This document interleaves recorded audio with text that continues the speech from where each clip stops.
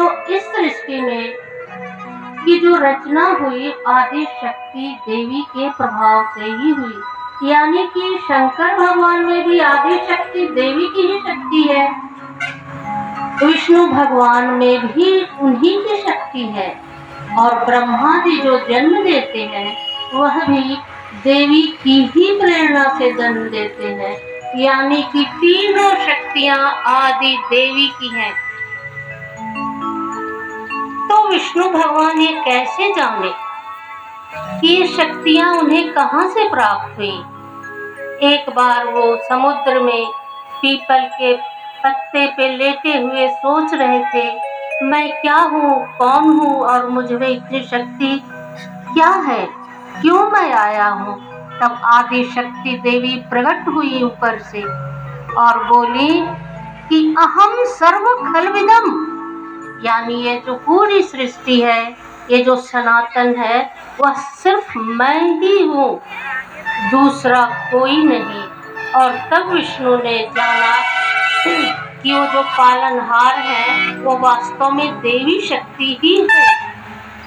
आप सभी दुर्गा पूजा करते होंगे। दुर्गा पूजा 9 दिनों का होता है।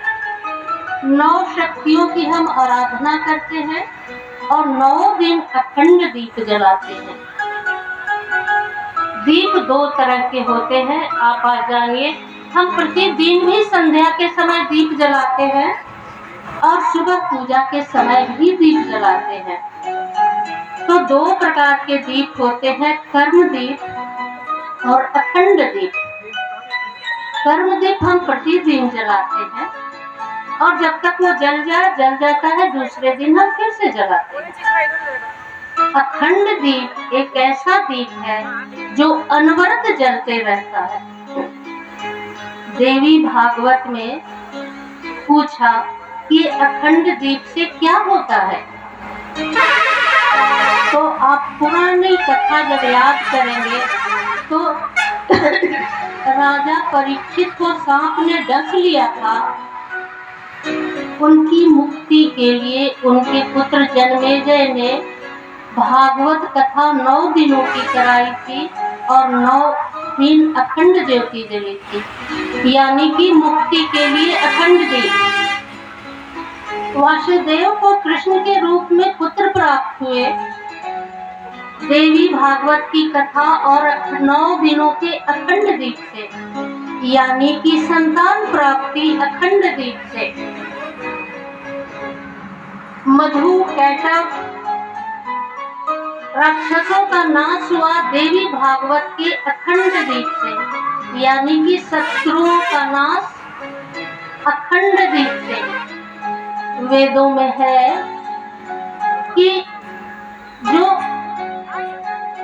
जिनकी आयु समाप्त हो गई थी वे अखंड दीप जब जलाया और 9 दिनों का देवी भागवत सुना, वे स्वस्थ हो गए, यानी कि संतान के लिए, सुख के लिए, शत्रु के नाश के लिए, संसार के सारे सुखों के लिए अखंड दीप का महत्व है।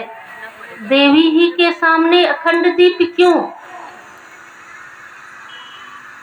इस संसार में जो देवता है हम उनको देख नहीं पाते हैं, लेकिन कुछ देवता है जो दृश्य है, देखते हैं जिनको हम।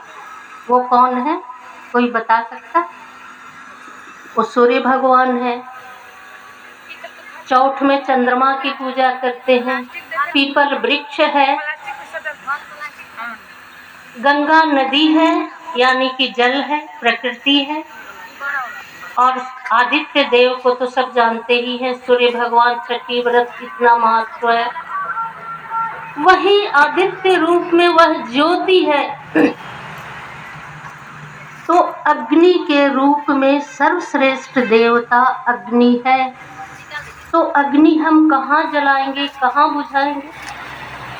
जब 9 दिनों के अखंड दीप में आप इतनी शक्ति महसूस करते हैं, तब समझ लीजिए कि जो अखंड, अनवरत, अनंत जलेगा, उसकी कितनी तरंगे आपके ऊपर, आपके इस गांव के ऊपर, इस देश में, इस संसार में और पूरी सृष्टि में, सिर्फ इस पृथ्वी पर नहीं, कई कई लोक हैं हमारी पृथ्वी की तरह। उन सारे लोकों में यह अनवरत जलने वाली ज्योति आलोकित करेगी। क्योंकि जब विष्णु भगवान ने पूछा कि मैं कौन हूँ, तो उस देवी ने कहा, मैं ही सृष्टि हूँ, मैं ही प्रणव हूँ, यानी ओंकार मैं ही हूँ, मैं ही भूख हूँ, मैं ही विद्या हूँ।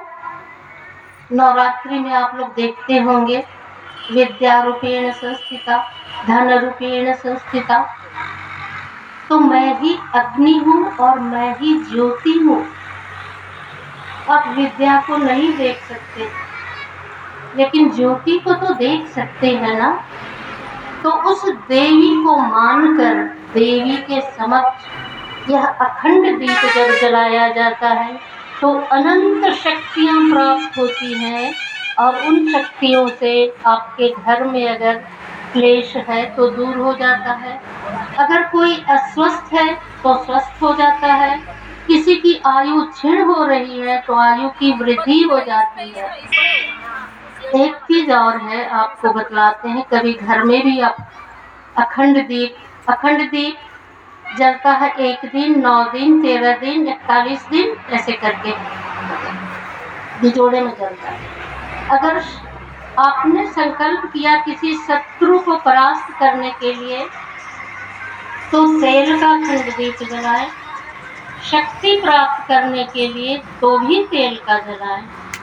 कोई इच्छा नहीं हो तो आप घी का दीपक जलाएं।